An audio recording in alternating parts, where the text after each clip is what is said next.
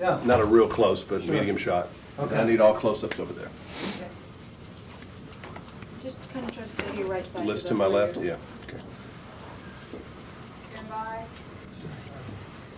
I think she means the opposite. Oh, the opposite Yeah, side. 'cause your Yeah. light's over there. Oh, the light. I was worried about the camera. Okay.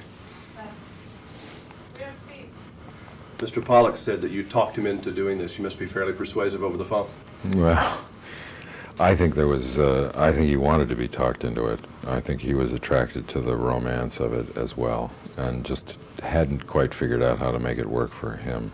I think he was also concerned about remaking a film made by a director like Billy Wilder. I think when he understood that it would be so different just by virtue of taking it out of that context that was made 40 years ago, it was a different world. You take that same nugget of a story, the fairy tale part of it, the chauffeur's daughter who falls in love with two brothers, and take that into a contemporary framework, it becomes another movie, absolutely. You're kind of an even-keeled person, wouldn't you say? You're not a real roller coaster emotional guy, off camera and on camera, pretty Yeah, much. pretty much. This guy, Linus, you didn't have to look real far to find this character, did you? No, I didn't have to look real far to find the character, but I had to be very careful about, very disciplined about the way I told the story through this character. There's a very complicated dynamic here. There's a guy who's pretending to be in love while he's falling in love, and it must be, you mustn't lose the audience for 1 minute along the way, or they'll get confused about what you mean, what you don't mean. So you have to be very precise, very clear about it. And it was a very complicated character to play.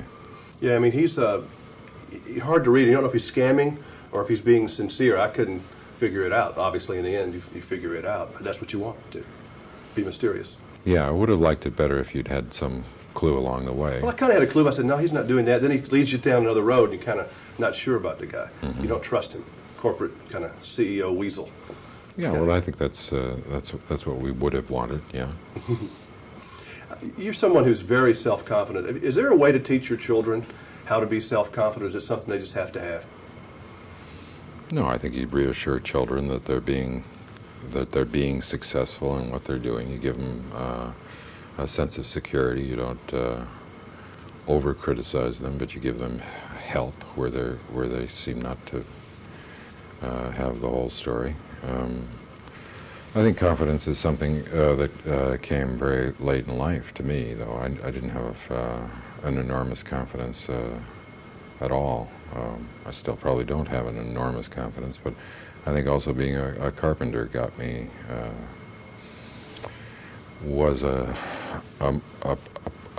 point in my life where I developed more confidence in myself. I mean, how do you know when you, I mean, you have it now, I think. I mean, it's obviously very successful. Was it something that public acceptance that gave you that confidence that, well, it must be right, I'm doing okay? No, it was the capacity to learn. That's what I meant about carpentry. I wanted to do carpentry work. I got books from the library. I taught myself enough to get my first job. I performed well enough to get my second job, and it was a practical thing that I could see in front of me. A sense of accomplishment, starting Yeah. a project, Yeah. finishing a project, Yes. and knowing that it was good. Yeah. Yeah, there is something good about that, isn't there? Working with your hands, something very important. Is Jack Ryan going away now? Are we going to see him again? I think he's resting now. He's resting. How about, now, last time we spoke, Indiana Jones was kind of resting, but he was like getting ready to get on the plane to go somewhere, but that seems to be parked again. We didn't have as much enthusiasm for the script that was developed as, by we I mean Steven Spielberg and I, as we would have hoped. So I think they're out there taking another whack at it.